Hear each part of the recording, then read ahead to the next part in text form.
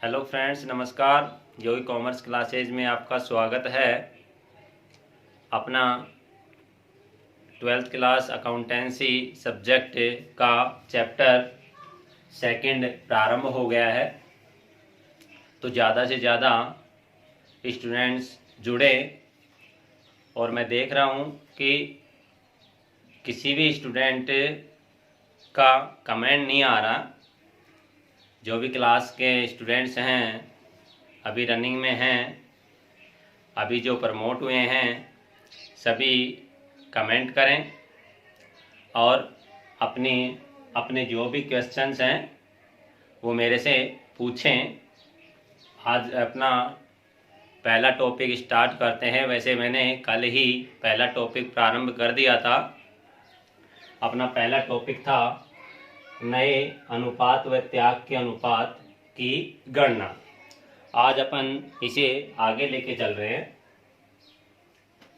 तो अपन सीखेंगे आज नए लाभ हानि अनुपात व त्याग अनुपात की गणना। तो इसकी कुछ एक परिस्थितियां हैं, 4-5, तो एक एक करके अपन उसका अध्ययन करेंगे। तो जो अपनी पहली परिस्थिति है कि जब प्रश्न में ऐसे करके पांच या 6 परिस्थितियां हैं, उन परिस्थितियों में अपन नए लाभ हानि अनुपात और त्याग के अनुपात की गणना करना सीखेंगे एग्जाम्पल्स के माध्यम से। तो अपनी जो पहली परिस्थिति है वो है कि जब प्रश्न में केवल नए साझेदार का अनुपात दिया गया हो। कहने का मतलब ये है कि क्वेश्चन आपके सामने होगा और उस क्वेश्चन में क्या दिया गया होगा, नए साझेदार का अनुपात।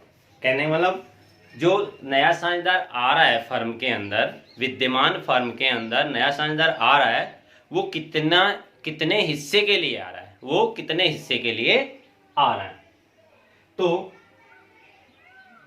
मैं आपको एग्जाम्पल के माध्यम से ये समझा रहा हूं। अपना एग्जाम्पल है ए व बी एक फर्म में 3:2 के अनुपात में लाभ हानि बांटते हुए साझेदार हैं। ए व बी एक फर्म में 3:2 के अनुपात में लाभ हानि बांटते हुए साझेदार हैं।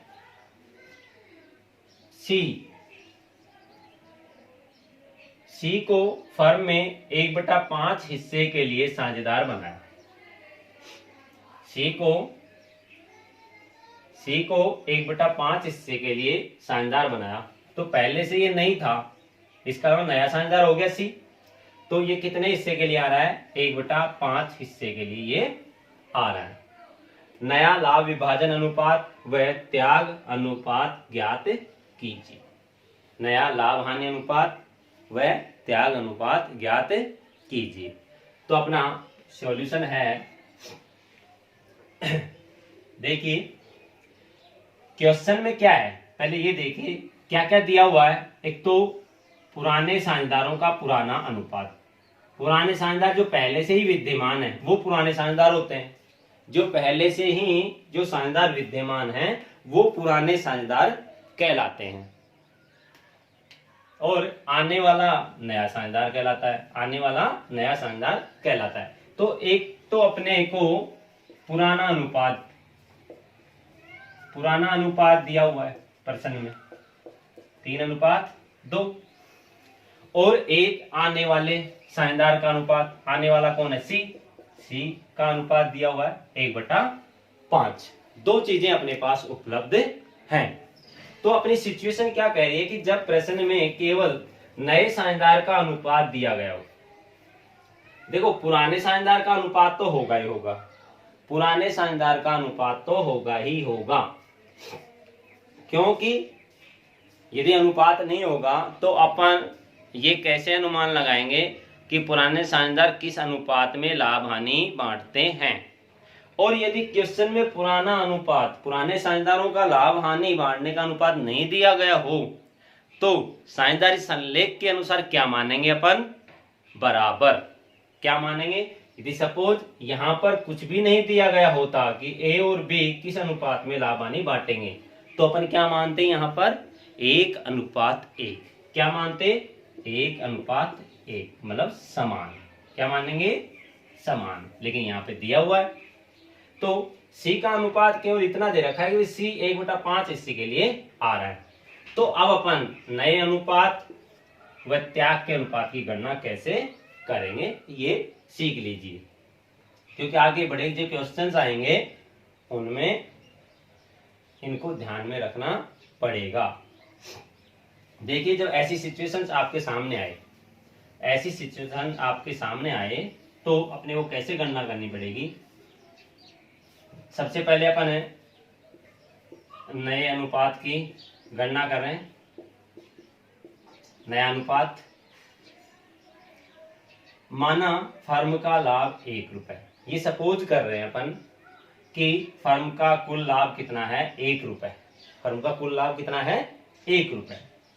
फिर अपने पास गिवन है कि C का हिस्सा, C का हिस्सा कितना दिया हुआ है 1/5। कितना दिया हुआ है 1/5।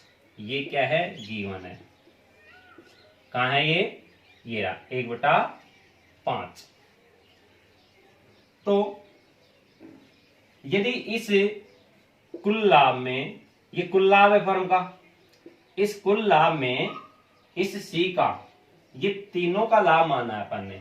ये एक जो रुपए है वो A + B + C, ये तीनों का लाभ है 1 रुपया। तो इस 1 रुपए में अपन किसी एक पार्टनर C का हिस्सा घटा दें, C का हिस्सा घटा दें, तो मैंने क्या लिखा है यहाँ पे, अतः C का हिस्सा देने के बाद फर्म का शेष लाभ। तो इस कुल लाभ में, ये कुल लाभ 1 रुपया, इसमें से यदि अपन ये 1/5 लेस कर दें, 1/5 लेस कर देते हैं तो शेष कितना रह गया, ये शेष लाभ रह गया 4/5। कितना रह गया ये 4/5। तो देखिए अब अपने कुल 1 रुपए में से, इस 1 रुपए में से एक पार्टनर का लाभ घटा दिया तो बचा हुआ किसका है, A और B का। तो C को तो 1/5 मिल गया, तो B बचे हुए बचा कितना शेष 4/5। तो इस 4/5 को कौन ले लेगा, A और B, A और B, और वो भी कौन से अनुपात में, अपने पुराने लाभ हानि विभाजन अनुपात में। तो देखिए फर्म के शेष लाभ को, फर्म के शेष लाभ को, शेष लाभ कितना है 4/5। कितना है, ये मैंने लिख दिया, शेष लाभ 4/5 को A व B अपने पुराने अनुपात, ये मैंने लिखा 3:2 में बांट लेंगे जो निम्न प्रकार है। इससे आगे अतः A का नया अनुपात, अब बांटेंगे कैसे इस 4/5 को, तो फर्म का शेष लाभ, फर्म का शेष लाभ कितना है अभी जो अपन ने निकाला 4/5 इंटू A का हिस्सा, A का पुराना हिस्सा कितना है 3, और नीचे अनुपातों का योग, ये अपना फॉर्मूला बन गया। तो देखिए सबसे पहले अपन क्या करें, अनुपातों का योग कर ले, जिन लोगों में बांटना है उन लोगों का के अनुपात को अपन जोड़ लेते हैं। तो किन में बांटना है, A और B में बांटना है, तो A और B का अनुपात कितना है 3 और 2, तो इनका योग कर लेते हैं बस, कितना हो गया 5। तो देखिए फॉर्मूले के अनुसार A का लाभ, तो फॉर्मूला क्या है अपना, फर्म का शेष लाभ, फर्म का शेष लाभ कितना है 4/5, फिर गुणा A का हिस्सा, A का हिस्सा कितना है 3 है, तो 3, और नीचे क्या है अनुपातों का योग, अनुपातों का योग कितना है 5, तो नीचे 5। तो ये गुणा का निशान है, ऊपर की संख्या ऊपर से गुणा कर दो, नीचे की संख्या को नीचे से। वैसे कटते हो तो आप काट लीजिए, तो कट नहीं रहे। तो 4 को 3 से मल्टीप्लाई किया तो 12, 5 को 5 से मल्टीप्लाई किया तो 25, 12/25। सेम यही कंडीशंस बी के साथ। तो बी का अनुपात तो फर्म का शेष लाभ कितना है, 4/5 इंटू बी का हिस्सा कितना है, 2, तो 2 गुणा में 2 डिवाइड बाई कुल योग, अनुपातों का योग कितना है, 5, तो ये 5 मल्टीप्लाई कर लीजिए। 4 दूने 8, 5 से 5 को मल्टीप्लाई किया तो 25। कितने हो गए, 8/25। अब सी का नया अनुपात, तो सी का अनुपात दिया हुआ है, सी का अनुपात क्वेश्चन में, सी का हिस्सा क्वेश्चन में दिया हुआ है 1/5।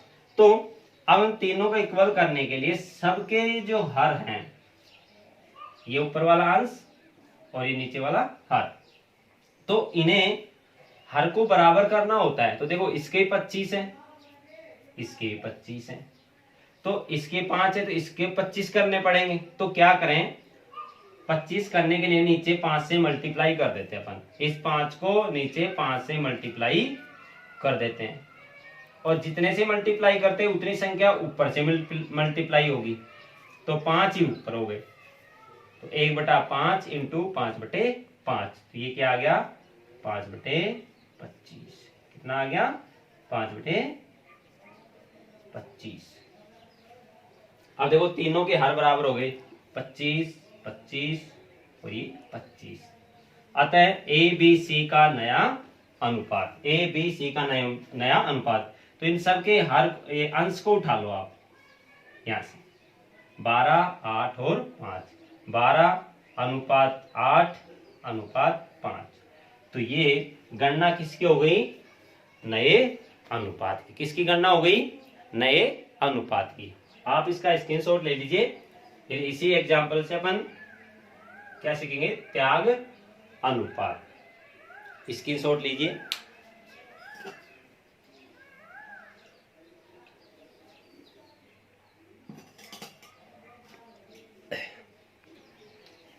हाँ फ्रेंड्स, अब अपन गणना कर रहे हैं त्याग अनुपात की, त्याग के अनुपात की गणना। तो अपन ने नया अनुपात सीख लिया।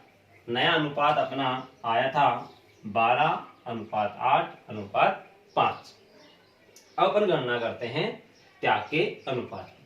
तो मैंने आपको कल भी एक फॉर्मूला दिखाया था, नए अनुपात व त्याग के अनुपात, नए अनुपात व त्याग के अनुपात का।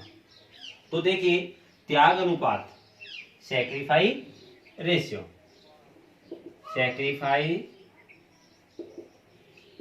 रेशियो, त्याग अनुपात का। पुराना अनुपात माइनस नया अनुपात, old ratio minus new ratio. तो अपने पास क्या ये ओल्ड रेशियो न्यू रेशियो है, पुराना अनुपात और नया अनुपात है। तो देखिए पुराना अनुपात तो 3:2 पहले से गिवन है।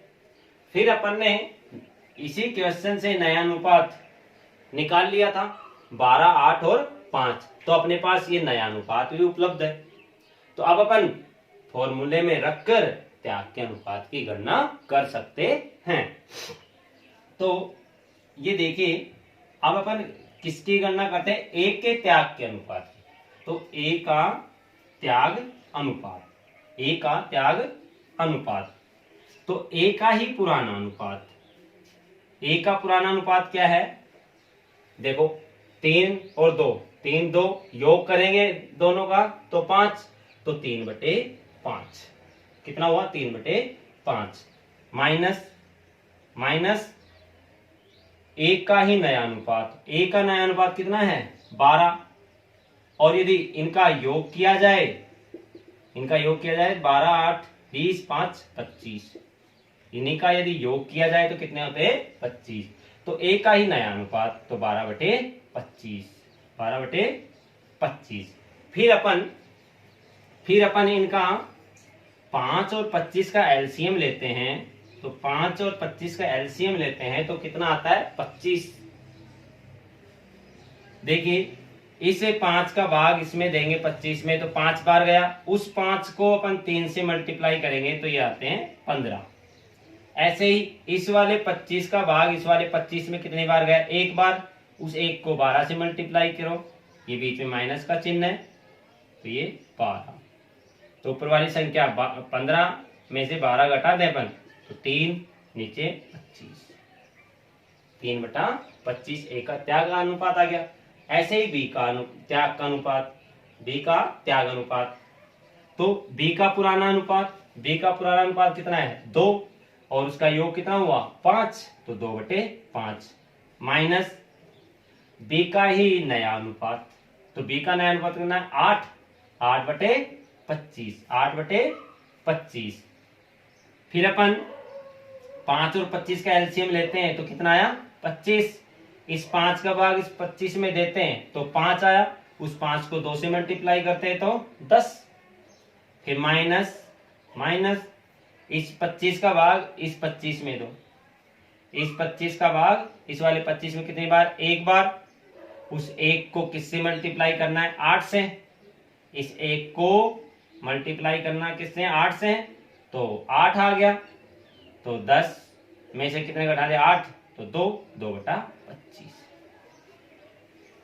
तो त्याग का अनुपात किनका निकलता है, पुराने साझेदारों का। किनका निकलता है, पुराने साझेदारों का। नए साझेदार का कोई त्याग अनुपात नहीं होता है, क्योंकि वो त्याग कहां से करेगा, वो तो नया आ ही रहा है।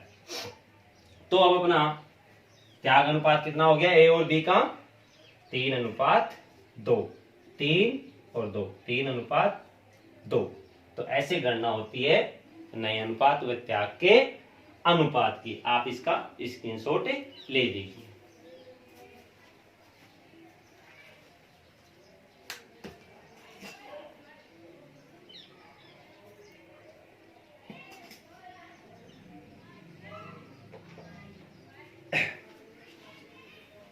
ये जो पहली जो सिचुएशन है अपने सामने,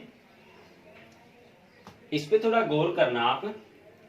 क्या दिया हुआ है कि एक तो पुराने साझेदारों का पुराना अनुपात और एक आने वाले साझेदार का अनुपात, आने वाले साझेदार का अनुपात, केवल 2 ही चीजें दी हुई है, केवल 2 ही चीजें दी हुई हैं। तो इस वाली कंडीशन में देखो, ना तो नया अनुपात दिया हुआ, नया अनुपात नहीं दिया हुआ है, और त्याग अनुपात भी नहीं दिया हुआ है। तो जब ये दोनों ही चीजें नहीं दी गई हो प्रश्न में जब दोनों ही चीजें नहीं दी गई हो, क्या न्यू रेशियो और सैक्रिफाइस रेशियो नहीं दिए गए हों, और ना ही इनका कहीं क्वेश्चन में उल्लेख है, तो फिर क्या करेंगे, पुराना अनुपात ही त्याग का अनुपात होगा। उस वाली कंडीशन में पुराना अनुपात ही त्याग का अनुपात होगा।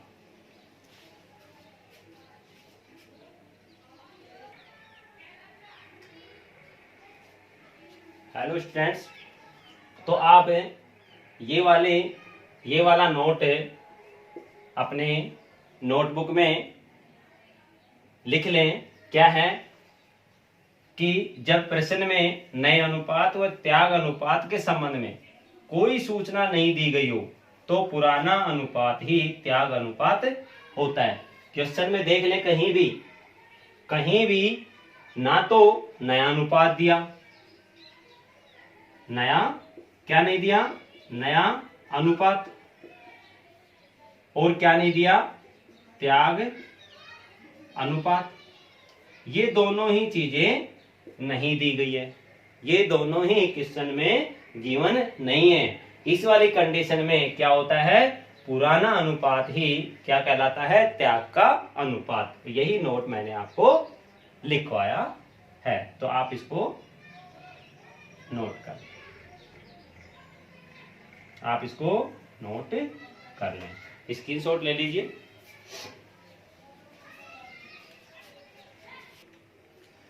हेलो स्टूडेंट्स, अपना इसी कड़ी में सेकंड पॉइंट है, सेकंड सिचुएशन है कि जब नया साझेदार पुराने साझेदारों से समान अनुपात में हिस्सा प्राप्त करे। नया आने वाला साझेदार पुराने साझेदारों से समान अनुपात में, बराबर बराबर अनुपात में हिस्सा प्राप्त करे। तो इसको अपन एग्जाम्पल के माध्यम से देखते हैं। एग्जाम्पल अपना ए व बी 7:5 के अनुपात में लाभ हानि बांटते हुए साझेदार है। ए और बी 7:5 के अनुपात में लाभ हानि बांटते हुए साझेदार है पहले से ही। सी को लाभों में 1/6 हिस्सा देकर साझेदार बनाया। उन्होंने सी को शामिल किया कि हम आपको 1/6 हिस्सा देंगे। सी अपना हिस्सा ए व बी से बराबर बराबर प्राप्त करता है। सी अपना हिस्सा ए से भी उसी अनुपात में लेगा जितना बी से लेगा, बी से उतना लेगा जितना ए से, तो कहने मतलब समान अनुपात में प्राप्त करेगा। नया व त्याग अनुपात ज्ञात करें। तो देखिए अपन इसका सॉल्यूशन तैयार करते हैं। दिया हुआ है सी का हिस्सा दिया हुआ है 1/6 दिया हुआ है। तो सी अपना हिस्सा ए व बी से समान अनुपात में प्राप्त करेगा।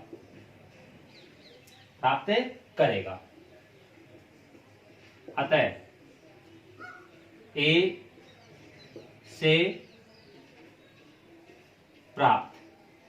से प्राप्त कितना करेगा,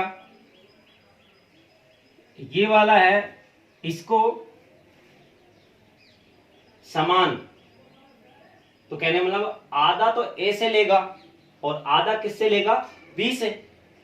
तो ए से कितना प्राप्त करेगा, 1/6। इसका यदि आधा कर दें 1/2, तो 1/12 किससे लेगा, ए से। तो ए से प्राप्त करेगा, तो ए ने तो किसको दे दिया, सी को दे दिया। तो इसका मतलब ए का क्या हो गया, ये त्याग हो गया।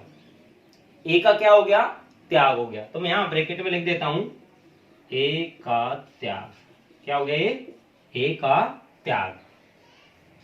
फिर बी से प्राप्त करेगा वो 1/6 का आधा, 1/12। तो देखिए ए से भी 1/12 ले रहा है और बी से भी 1/12। तो बी दे रहा है सी को, तो बी का त्याग हो गया। किसका हो गया, बी का त्याग। तो इसको लिख दे अपन, बी का त्याग। तो अपने पास में दोनों का त्याग अनुपात आ गया है, तो अपन इस त्याग अनुपात के माध्यम से क्या निकाल सकते हैं, नया अनुपात। त्याग अनुपात तो हो गया समान समान,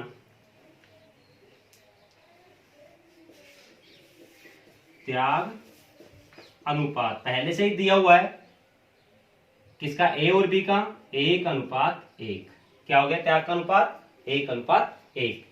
तो फिर अपन नए अनुपात की गणना करें। नया अनुपात फॉर्मूला क्या था, पुराना अनुपात माइनस त्याग अनुपात। पुराने अनुपात में से क्या घटा दे, त्याग का अनुपात अपन घटा देते हैं। तो देखिए ए की गणना करते हैं, ए के नए अनुपात की गणना करते हैं अपन। तो ए का पुराना अनुपात कितना है, 7, और अनुपातों का योग, अनुपातों का योग 7 + 5 12, यहां से देख लेना। तो A का पुराना अनुपात 7 और अनुपातों का योग 12, तो 7/12 माइनस A ने कितना त्याग किया, A का त्याग अपन ने ये लिख रखा है 1/12, 1/12। तो 12 और 12 का एलसीएम 12, तो यहां भी 12 है, यहां भी 12, इस 12 का भाग इसमें देंगे तो 1 आएगा, 1 को 7 से मल्टीप्लाई करेंगे तो 7, ऐसे सेम यही 12 का भाग 12 में देंगे तो 1, 1 को 1 से मल्टीप्लाई करेंगे तो 1, तो ये आ गए 6/12। ऐसे ही B का त्याग, B का नया अनुपात, B का नया अनुपात, तो B का पुराना अनुपात 5 और अनुपातों का योग 12 माइनस B ने कितना त्याग किया, ये अपन ने निकाल रखा है 1/12, 1/12। एलसीएम 12 का एलसीएम 12, वही सिचुएशन है, 12 का भाग 12 में दिया 1 को 5 से मल्टीप्लाई किया 5 माइनस 12 का भाग 12 में 1 को 1 से मल्टीप्लाई किया 1, तो ये आ गया 4/12। अब नए अनुपात में तो C भी शामिल होगा, क्योंकि जब नए हो गए सभी तो सभी में तो C भी आ गया। तो C कितने के लिए आया था, 1/6 के लिए, 1/6। तो देखिए सभी के ये हर को अपने को बराबर करना होता है, तो इसके 12 हैं, इसके 12 हैं, तो अपन इसको भी नीचे 12 कर ले, तो नीचे 12 करने के लिए 2 से मल्टीप्लाई करना पड़ेगा नीचे, तो 2 से नीचे मल्टीप्लाई करना पड़ेगा, उतनी संख्या से ऊपर करते हैं अपन मल्टीप्लाई, तो ये आ गए 2/12। तो सभी के नीचे हर इनका बराबर 12 आया है। अब अपन नया अनुपात बराबर किस किस का, A अनुपात B अनुपात C, 6 अनुपात 4 अनुपात 2, ये आ गया आपका नया अनुपात ABC का 6 अनुपात 4 अनुपात 2। अब अपने पास नया अनुपात भी आ गया, त्याग का अनुपात यहां से अपन ने सीखा है, इनको अप्लाई करके त्याग का अनुपात और नया अनुपात, तो अपन दोनों चीजों से पुराना अनुपात ज्ञात कर सकते हैं। तो पुराना अनुपात ये का ही आ जाएगा, या पुराने अनुपात और त्याग के अनुपात यहां रख के नया अनुपात आ गया, नया अनुपात और पुराना अनुपात को फॉर्मूले में रख के ये त्याग का अनुपात आ जाएगा समान। तो आज के नए अनुपात त्याग के अनुपात की जो सिचुएशन थी अपनी 5 या 6 हैं, उनमें से अपन ने 2 सीखी हैं। आगे जो भी सिचुएशंस है अगली क्लास में लेंगे, और जो भी स्टूडेंट्स हमारे चैनल पे स्टडी कर रहा है वो प्रत्येक कमेंट के माध्यम से क्वेश्चंस पूछिए, जो भी आपको समझ में नहीं आ रहा है आप बेझिझक पूछिए, ज़्यादा से ज़्यादा सब्सक्राइब कीजिए, शेयर कीजिए, लाइक कीजिए। धन्यवाद।